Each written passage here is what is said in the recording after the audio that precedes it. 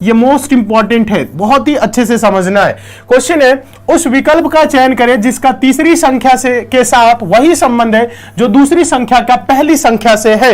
Simple भाषा में अगर हम बोले तो आप इसको ऐसे समझ सकते हैं, 15 को अगर ये 8 लिखा है तो 25 को क्या लिखा जाएगा, बताइएगा क्या लिखा है। 15 को अगर ये 8 लिखा है तो आगे ये बोल रहा है कि 25 को क्या लिखा जाएगा। इसका आंसर आप सभी स्टूडेंट बताएं, जल्दी से कमेंट करें, हम देखें आप लोग दिमाग लगा पा रहे हैं कि नहीं। चलिए फटाफट जुड़ जाइए, कॉपी पेन लेके बैठेंगे सारे बच्चे। बिहार पुलिस में रीजनिंग नहीं है, ठीक है। हाँ, एमपी पुलिस की डेट आगे बढ़ेगी क्या, अब उसके बारे में एमपी पुलिस के बारे में इसमें सोचिए। डेट किसी भी एग्जाम का आप ये मन मान के चलिए कि आगे बढ़ जाएगा। ये एग्जाम जो आपका अगस्त में है तो अगस्त में ना होकर सितंबर में हो जाएगा, जिसका सितंबर में अक्टूबर में हो जाए, ऐसा नहीं होता है। डेट सबका नहीं बढ़ता है, कभी कभी होता है। अगर 10 एग्जाम शेड्यूल है तो उसमें एक ही का एग्जाम का बढ़ सकता है या नहीं भी बढ़ सकता है। तो आप जो दिया गया डेट है ऑफिशियल नोटिफिकेशन में जो बताया गया है उसी डेट को मान के आप लोग तैयारी करिए। आंसर आ रहे हैं, सारे बच्चे आंसर दे रहे हैं, 12 आंसर दे रहे हैं। एक बार आप लॉजिक बताए तो आप लोग एक बार लॉजिक बताए तो आप लोगों का आंसर 12 आ रहा है, सभी बच्चों का आंसर 12 आ रहा है। लगभग 99% के 100% स्टूडेंट 12 आंसर दे रहे हैं। एक बार आप लोग लॉजिक बताएं, आप कैसे इसको 12 आंसर लाए हैं। आप एक बार ये बताइए, 15 को 8 लिखे हैं, अगर आप 15 को 8 लिखे हैं समझिएगा तो ये बताइए इसका 12 कैसे आंसर आप लोगों ने दे दिया। जल्दी से एक बार आप लोग बताएं, लॉजिक बताएं, लॉजिक बताइए। सारे बच्चे 12 आंसर दे रहे हैं। 12 अगर आंसर आ रहा है तो कैसे आ रहा है एक बार बताइए तो आप लोग क्या लॉजिक लगा रहे हैं।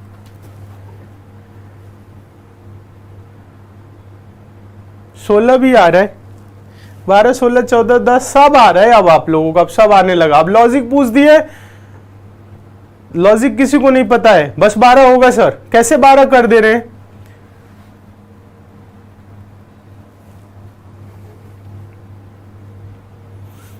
अच्छा, दिमाग आप लोग थोड़ा सा उल्टा लगा रहे हैं। उल्टा दिमाग लगाएंगे तो उल्टा ही आंसर आएगा। देखिए ये 15 को 8 लिखा है तो आप सोच सकते हैं कि इसमें से 7 कम किया है, यही सोचेंगे। तो चलिए इसमें भी अगर हम 7 कम कर दे, 25 में से 7 कम कर दे तो 18 होगा, लेकिन 18 नहीं है तो 16 आंसर थोड़ी ना बनेगा, ठीक है। ऐसा नहीं है, ठीक है। 7 माइनस कर रहे हैं तो अगर ऐसा नहीं हो रहा है समझिएगा। तो यहां पे आप लोग देखिए और कुछ तरीका लगाइए। देखिए कैसे सॉल्व किया जाता है, आपको बस सोचना होता है कि हम क्या करें। तो आप सोच रहे होंगे कि अगर इसमें हम +1 कर दे यानी 15 1 16 और 16 को 2 से भाग कर दे यानी आधा कर दे तो 8 होगा। चलिए इसमें अगर हम क्या कर दे +1 कर दे तो 25 1 26 हो जाएगा और 26 को 2 से भाग कर दे तो 13 हो जाएगा। तो 13 भी ऑप्शन में नहीं है तो 12 आंसर दे देंगे, ऐसे सोच रहे, आसपास का आंसर दे देंगे। ऐसा नहीं करना है।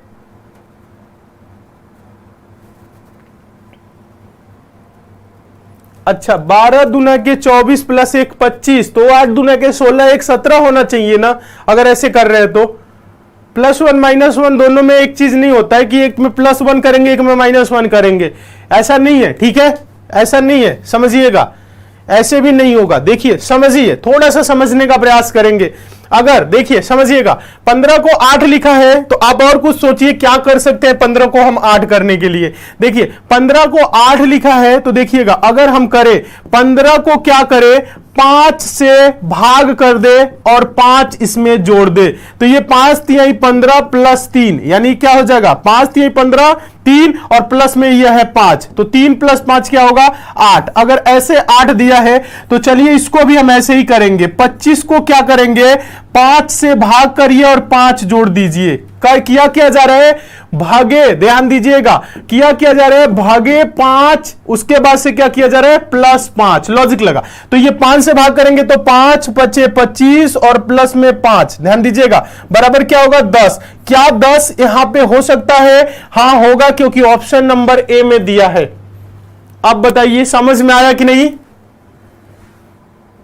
देखिए 5 से हमने भाग किया 5 जोड़ा, 5 से भाग किया और 5 जोड़ा, क्या किए भागे 5 + 5, ठीक है।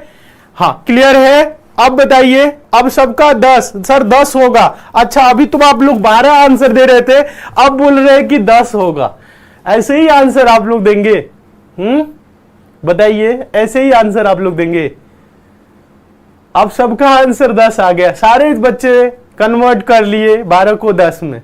गलत बात है, तरीका सीखिए। ये नहीं कि किसी ने 12 आंसर दे दिया तो आप भी 12 12 12 ना, किसी के बहकावे में नहीं आना है, कमेंट में, ठीक है। कुछ बच्चे होते हैं जो ऐसे ही ABCD आंसर देते हैं, उसी में कोई किसी को पकड़ लेता है, वो भी कमेंट करने लगता है। आंसर इसका क्या होगा? 10, ऑप्शन नंबर ए। चलिए नेक्स्ट देखेंगे आगे। क्वेश्चन नंबर दूसरा, कोडिंग डिकोडिंग क्या है? बहुत सिंपल क्वेश्चन है, इसका आंसर दीजिएगा। क्वेश्चन नंबर दूसरा, और इंपॉर्टेंट भी है, पूछा गया क्वेश्चन है। क्वेश्चन है, एक निश्चित कोड भाषा में थैंक्स THANKS को SKNTHA कोड किया जाता है, रिग्रेट REGRET का कोड क्या होगा? सबसे पहले आप लोग देखेंगे ये थैंक्स को कैसे लिखा है, THANKS, इसको लिखा है SK, उसके बाद लिखा है N, उसके बाद से THA लिखा है, TH, उसके बाद क्या लिखा है? ए लिखा है। तो अब आप देखिए ये कैसे लिखा है, उसी प्रकार से हम लोग क्या करेंगे, रिग्रेट REG, देखिएगा सारे बच्चे देखेंगे REGRET, इसको क्या लिखा जाएगा? आप लोग बताए तो कौन सा ऑप्शन होगा? ऑप्शन नंबर ABCD में से बताइए क्या आंसर होगा, एक साथ देखिए। देखिए कोडिंग डिकोडिंग का कभी भी इस टाइप का क्वेश्चन है तो सबसे पहले आप ये देखेंगे थैंक्स किन अक्षरों से मिलके बना है। तो आप देखेंगे THANKS, उसके बाद आगे देखेंगे क्या यही अक्षर इसमें दिख रहे हैं, तो आप देखेंगे THA दिख रहा है, NKS दिख रहा है। तो बहुत आसान है, यानी इन्हीं अक्षरों को क्या किया है, स्थान इनका परिवर्तन किया है। मतलब बोलने का, कहने का मतलब है, आप देखेंगे यहां पे लिखा है SKN, तो आप देखेंगे SKN मतलब इसको क्या किया है, यहां पे उल्टा करके लिख दिया इस तरह से। क्लियर है? फिर उसके बाद THA है, THA को ज्यो का त्यों THA उतार दिया। समझ रहे? तो ठीक इसी प्रकार से अगर हम इसे करें, देखिए आखिरी के जो 3 अक्षर है ना, इसको NKS है ना, तो इसको SKN किया है, मतलब पीछे से, तो इसको हम लिखेंगे TER लिखेंगे। क्या लिखेंगे?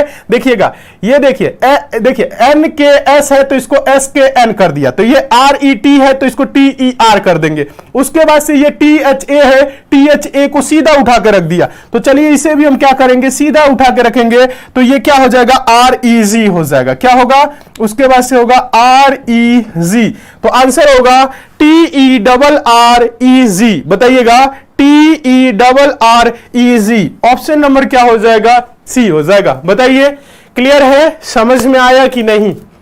एक साथ कमेंट करिए, सारे बच्चे एक साथ कमेंट करके बताइए ये क्वेश्चन समझ में आया कि नहीं। समझ में आ गया है तो यस सर कमेंट कर दीजिए, नहीं आया है तो दोबारा समझाएंगे। बताइए समझ में आ गया है तो यस सर कमेंट करिए, और आज की क्लास को आप लोग लाइक भी कर दीजिए।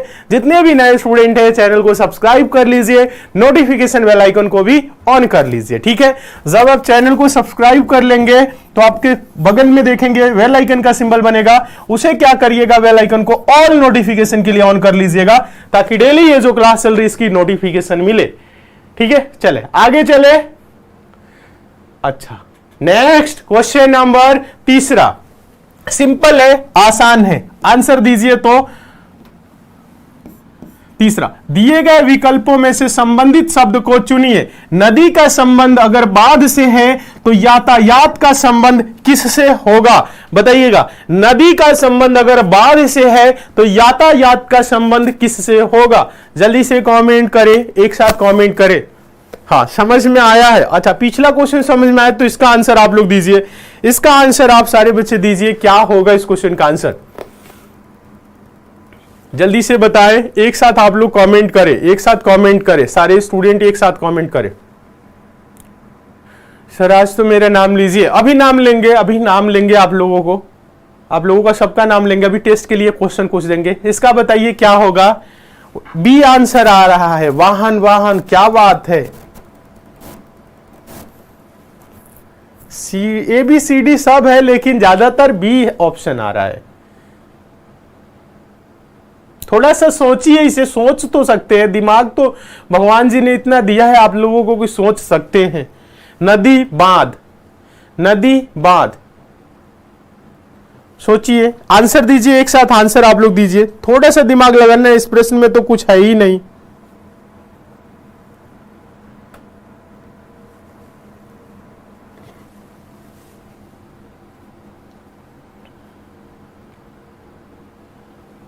देखिए कैसे सोचेंगे, नदी का बांध से कैसे संबंध हो सकता है, नदी का बांध से कैसे संबंध हो सकता है, थोड़ा सा सोचना है। नदी का बांध से, तो नदी बांध, बांध बांधा जाता है, आप लोगों ने देखा होगा नदी किनारे से लगाया जाता है, कई जगह बांध लगा दिया जाता है गांव में पानी न जाए, यानी नदी का जो बहाव है, उसकी जो प्रवाह है, उसको रोकने के लिए क्या किया जाता है, बांध लगाया जाता है। समझ रहे हैं, बांध क्यों बांधा जाता है, बांध।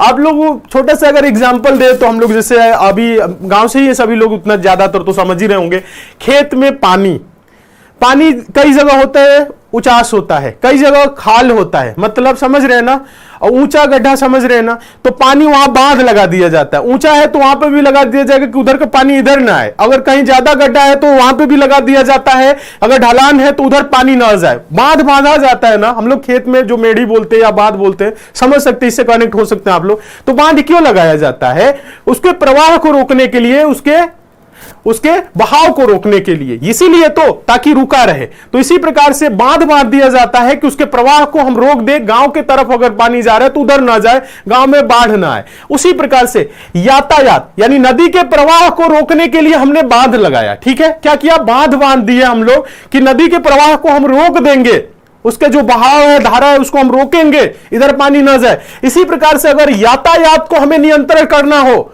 यातायात समझ रहे ना, ट्रैफिक जो होती है उसे हमें अगर नियंत्रण करना हो, मान लीजिए आप किसी बड़े शहर में गए होंगे, दिल्ली गए होंगे, इलाहाबाद गए होंगे, पटना गए होंगे, लखनऊ गए होंगे, आप अगर गए होंगे शहर में, गोरखपुर गए होंगे, या किसी भी आप शहर में गए होंगे, छोटा बड़ा किसी भी शहर में, तो आपने देखा होगा वहां पर ट्रैफिक लाइट होती है। वो क्यों होती है, ट्रैफिक लाइट जो होता है वो क्यों होता है, वो होता है ट्रैफिक को कंट्रोल करने के लिए, या नहीं अगर रहता हो तो एक ही बार सारी भीड़ एक ही में जाम हो जाएगी और 2-4-10 दिन के लिए जाम लगा ही रह जाएगा अगर बड़ा शहर है तो।